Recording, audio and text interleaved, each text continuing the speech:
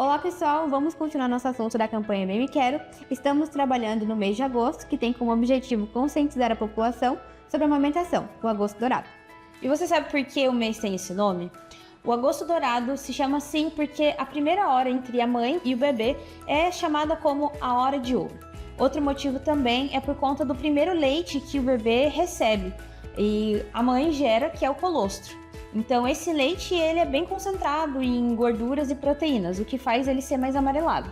É aquele leite mais branquinho, como a gente vê, o leite maduro, que as mães produzem após 2 semanas do parto e que contém todos os nutrientes necessários para o bebê após o 6º mês de vida. E é sobre esse assunto do Agosto Dourado e amamentação que a gente vai conversar hoje com uma especialista. É só nos acompanhar depois da vinheta.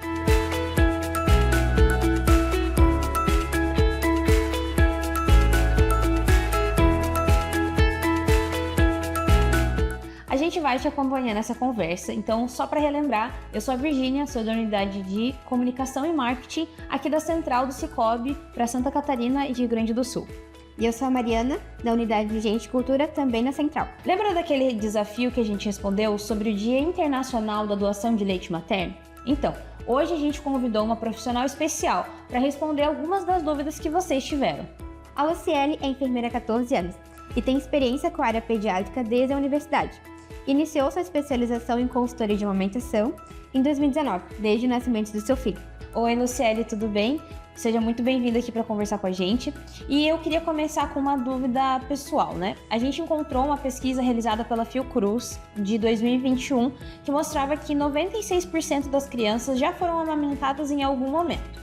66% delas são amamentadas até os 6 meses e 35% vão receber o leite materno até os 2 anos.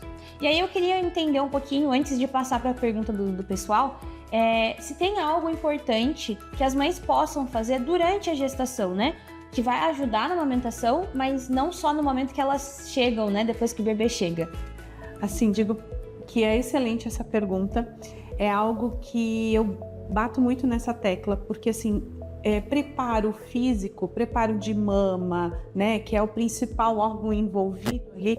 Não tem nada que a gente possa fazer. Então hoje é mito, passar bucha na mama, botar a mama para pegar sol, passar pente, quer dizer, calejar essa mama para que ela esteja mais preparada para evitar o principal, que é conhecido as machucados, as fissuras de mama. Hoje a gente sabe que o conhecimento ele é libertador. A melhor forma de se preparar para a amamentação é a informação. Então, buscar um profissional que saiba sobre a amamentação ainda na gestação é a melhor opção, é o melhor preparo. Primeiro, a forma de sucção ela é totalmente diferente de uma mama para um bico artificial, para uma mamadeira. Quando o bebê mama no seio materno, ele movimenta inúmeros músculos, diferente de quando ele mama numa mamadeira, onde ele movimenta menos músculos. E isso afeta no desenvolvimento facial do bebê. Então aí a gente já tem vamos dizer assim, um prejuízo para esse bebê. Maior risco de alteração na arcada dentária, bebês respiradores bucais, muitas vezes, por não exercitar tanto essa musculatura, problemas lá na frente de desenvolvimento da face, então de crescimento dessa face de forma diferente, porque ela vai ter um bico que vai exigir menos musculaturas. Outro prejuízo que a gente tem é os componentes do leite. Eu sempre falo que nada vai substituir um leite materno. Teve um estudo que foi até de um banco de leite, eles recebiam doação de uma mãe que doava com bastante frequência. O leite ele tem uma característica, né, uma cor. E um determinado dia eles receberam um vidro com uma cor totalmente diferente daquele que a mamãe habitualmente doava. Eles acharam estranho, então eles foram fazer uma investigação com a mãe, conversar, enfim, fizeram algumas perguntas e eles identificaram que naquela fase o bebê dela estava doente, tinha resfriado ou problema gastrointestinal, não lembro agora ao certo, mas ele estava doente. E aí eles analisaram esse leite estava muito mais rico em defesas, quer dizer, aquele leite se modificou para poder ajudar aquele bebê a combater aquela infecção, aquela doença que ele estava naquele momento. Então, de tão rico que esse leite é. E eu digo que o leite, ele é assim, é algo que muitas mães nem sabem, que o leite ele começa a ser produzido muitas vezes antes da mãe descobrir a gravidez. Tanto que um dos sinais, às vezes, de a mãe desconfiar é o aumento da mama, a sensibilidade, a dor, porque o corpo já está se preparando para a amamentação. E o primeiro leite que ela produz, que é o colostro, que é aquele que sai lá depois que o bebê nasce, é um leite rico em defesa. Então, tudo que eu produzi ao longo da minha vida de defesa vai passar para o bebê. E isso a gente não encontra numa fórmula, a gente tem os nutrientes para desenvolvimento. A gente tem gordura, a gente tem sais minerais, tem proteínas, tem vitaminas, mas essa defesa, eu sempre falo que o que é mais fantástico no leite materno é a defesa. Para a mãe, para ela aprender a amamentar e o bebê aprender a mamar. Porque o bebê sabe sugar. No ultrassom, lá elas, né, quando estão grávidas, podem ver a partir de 22 semanas o bebê já chupando o dedinho, a mãozinha, o pezinho. Mas isso é um reflexo. O mamar vai muito além disso. E a mãe também, não é instintivo. Eu tenho 2 mamas, eu tenho peito, eu vou pegar meu bebê, vou botar e vai dar tudo lindo e maravilhoso. A cada 10 mulheres, 9 têm algum problema com a amamentação. Então, a pega, o posicionamento é o principal fator que a gente fala dentro da pega, dentre outros fatores. E a gente tem 2 posições que são posições mais utilizadas no começo da amamentação, que são posições que eu digo que facilitam esse aprendizado. Depois que tudo se adaptou, tudo se organizou, se quiser amamentar de ponta cabeça, não tem uma posição ideal, é a que fluir para aquela dupla. Mas a posição tradicional, que é aquela que a gente vê com a cabecinha aqui, é uma das posições. E a posição invertida, que é quando o bebê fica com as perninhas para trás. Na posição tradicional, evita que o bebê coloque a cabeça no antebraço, porque ele não tem sustentação da cabeça. Então, o que ele vai fazer? Ele vai dobrar isso aqui. E um dos pontos que a gente precisa para o bebê pegar corretamente é ele abrir bem a boca. Quando ele dobra o pescoço, ele não consegue fazer essa amplitude de boca. Mães que têm mamilo invertido ou plano têm às vezes mais desafios de colocar o bebê para mamar. Introduções de fórmulas, às vezes na maternidade já começam a confundir a mãe se ela tem o leite adequado ou não. Cirurgias mamárias como redução de mama, mastopexia, então a gente sabe que essas mães têm maior riscos de ter uma baixa produção de leite se elas não têm informação antes. Então hoje, o principal causa das mães deixarem de dar de mamar é a baixa produção de leite, seja ela imaginária ou real, e o segundo é as fissuras, os machucados na mama. As formas para evitar alguns machucados na mama, eu digo sempre que não é só da mãe, né? O que a mãe pode fazer é aquilo que eu comentei anteriormente, que é se preparar para a amamentação. Então, a informação, já saber isso antes, de como fazer a pega correta, já é um ponto, porque a gente sabe que a pega correta é um dos fatores que causam os machucados. Mas a gente tem outros fatores. Por exemplo, um bebê que tem a língua presa é algo que a gente só vai saber depois que o bebê nascer. E se ele tiver a língua presa e que não for identificado de forma precoce, hoje as maternidades têm a obrigação de fazer o teste da linguinha na maternidade ainda. Então, muitos, às vezes, já saem de lá com a indicação de ir cortar o freno lingual. Outros é duvidoso, tem que acompanhar, tem que ver. Então, o freno lingual pode fazer o machucado, e aí não tem nada que a gente possa fazer para prevenir isso. Uma tecnologia que a gente tem que é a laser terapia, então ela ajuda muito para cicatrizar, ela não previne nada. Outra coisa que pode causar machucados na mama são tensões do bebê. Então, às vezes o bebê ficou 9 meses ou grande parte da gestação sentadinho. Então, ele é uma posição que não é natural para ele. Aí, quando ele nasce, ele pode ter algumas tensões, que quando ele se posiciona para mamar, exerce musculaturas da face dele que causam tensões para prevenir machucado.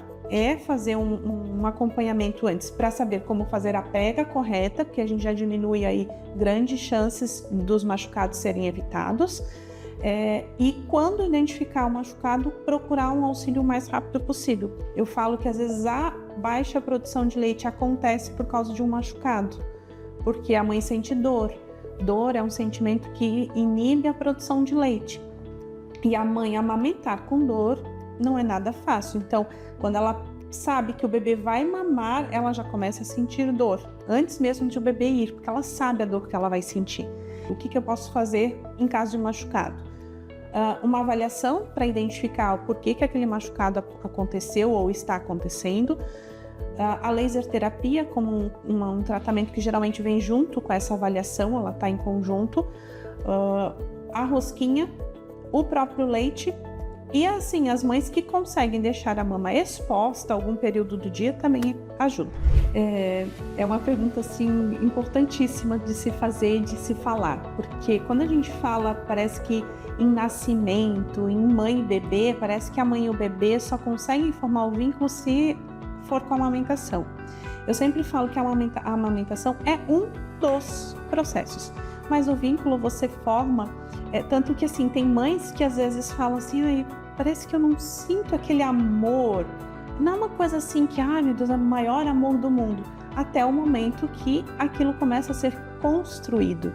E esse vínculo ele pode ser feito de qualquer forma, colocando no colo, fazendo dormir, dando banho, trocando uma fralda, acariciando o bebê. Então assim, o vínculo vai se formando. Por que o bebê forma um vínculo com outras pessoas? Elas não amamentam, né? A gente está falando aqui de um momento de amamentação, mas para que as mulheres que não consigam amamentar, que elas não se sintam menos mãe, que elas não vão ter o vínculo com o seu bebê. Não, a gente fala que aquele bebê que foi, eu trabalhei anos em UTI neonatal, então quantas mães demoram para conseguir botar os seus bebês no peito, porque nasce muito prematuro? Qual é a forma de elas fazerem o vínculo? De elas estarem ali do lado. A criança é uma esponja, então eles sentem tudo que a gente sente, só pelo fato de estar ali próximo, só pelo fato de segurar um dedo, de pegar no colo, de fazer um carinho, de conversar, de cantar. Então tudo isso forma vínculo. Então eu sempre digo que tudo que eu tenho de negativo para essa mãe faz ela produzir menos leite. Tanto que às vezes mães que têm uma grande perda podem ter um bloqueio temporário de produção de leite, de tão intenso que é aquela descarga de dopamina dentro do corpo, que é o que faz a produção de leite diminuir. Mas o parceiro, a parceira estando junto faz um diferencial muito grande. E eu sempre digo, tem às vezes segurar o bebê depois da mamada, trocar uma fralda, ajudar nas tarefas, providenciar uma garrafinha de água, um lanchinho rápido para aquela mãe que está ali sentada amamentando, ajudar ela a relaxar. Nas primeiras vezes as mulheres ficam tudo tensas, né? Eu sempre digo, sua função nesse momento não dá para botar o bebê no peito, mas tu amamenta também, porque faz parte, vai lá, relaxa, ajuda a relaxar, né? Lembra ela, fica com o bebê para ela poder tomar um banho tranquila, sem ficar pensando o que está acontecendo com o bebê, para ela às vezes descansar. Então eu digo, façam rotinas, não vão os dois ficar vigiando o bebê, façam uma rotina. E é muito importante para a mãe descansar, mas às vezes ela não consegue porque não tem alguém para poder olhar. As doadoras geralmente são aquelas mães que amamentam e ainda tem muito leite em excesso ali, e elas acabam tirando e elas podem doar. É importante que dentro da região onde elas moram, elas identifiquem os bancos de leites próximos. A grande maioria dos bancos de leite, eles têm um trabalho incrível, tanto que a rede brasileira de banco de leite, ela é referência para outras redes de outros países do mundo inteiro, e eles têm uma estrutura muito boa. Então eles vão até o domicílio da pessoa buscar esse leite. Então elas recebem todos os utensílios também, então como touca, máscara, potinhos para doar, todas as orientações, como que elas devem armazenar, retirar, guardar, até quanto do frasco se enche, data, validade, então tudo é orientado a elas. E eles vão até a casa buscar, a grande maioria, assim, eu desconheço hoje, assim, bancos que não vão. Claro que eles têm uma frequência, então o leite às vezes fica armazenado lá na casa da mãe. E aí, qual é a regra hoje, a recomendação brasileira para a doação de leite? O leite ele tem que ter todo o cuidado na hora da retirada, ele vale 12 horas na geladeira, o leite cru, e 15 dias no congelador. Então, geralmente, se eu vou fazer uma doação de leite, eu vou ter um frasco e muitas das vezes eu não vou encher aquele frasco numa única retirada de leite. Então, o que se orienta? A primeira ida desse leite para o frasco é onde vai começar a contar a validade. Então, lá eu vou botar a data e a hora da primeira extração e vou levar aquele leite lá para o congelador, que é o que dura mais tempo. Numa próxima retirada de leite, aquele leite que eu retirei, eu vou colocar ele na geladeira pelo menos uns 30 minutos para ele dar uma refrigerada, porque o leite sai morninho de dentro do corpo da mãe. E aí depois eu posso despejar esse leite já naquele frasco que eu tenho lá, até mais ou menos uns 2 dedos para encher, porque é líquido, né? Estufa para não quebrar o frasco e não estourar o frasco dentro do freezer. Então eu não posso encher até a boca. Faltou uns 2 dedinhos, eu vou pegar um novo frasco. Então sempre que eu for fazer um processo de acrescentar o leite num frasco que eu já tenho, eu tenho que dar só uma refrigerada prévia para que ele não descongele aquele leite que já está congelado. Mas hoje eu não vi nenhuma família negar, pelo simples fato de saber da importância desse leite para o desenvolvimento. E outra, para uma maturação do intestino, porque o intestino do bebê ele nasce imaturo. Então o melhor alimento para maturar esse intestino é o leite materno. Então quando a gente não tem a quantidade necessária ou quando eu não tenho leite suficiente, seja da própria mãe, do banco de leite, acaba-se optando pela fórmula. Muito obrigada, primeiramente, pelo convite de estar aqui falando sobre um assunto que eu acho que é tão importante, ainda mais